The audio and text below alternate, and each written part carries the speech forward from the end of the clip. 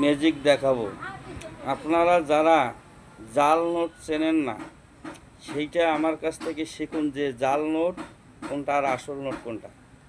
এই যে হচ্ছে এটা একটা 1000 টাকার নোট, এই হচ্ছে 1000 টাকার নোট। দেখুন আসলে হয় কি না, এটা অরিজিনাল 1000 টাকার নোট।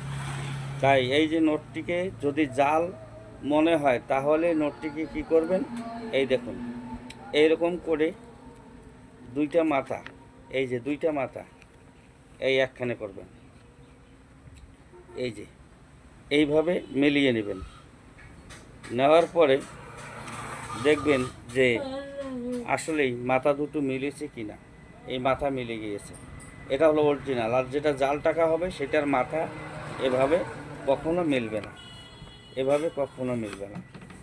এই হচ্ছে জাল টাকা চেনার উপায়।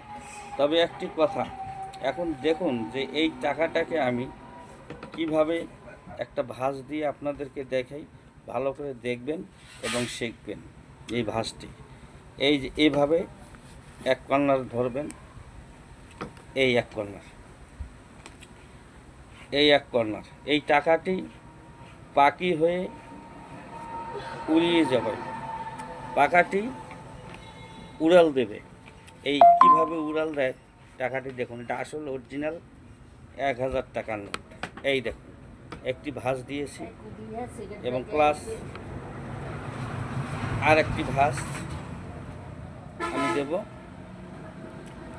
এই দেখুন টাকাটি ভাঁজ দেব আরেকটি, এইভাবে। এই দেখুন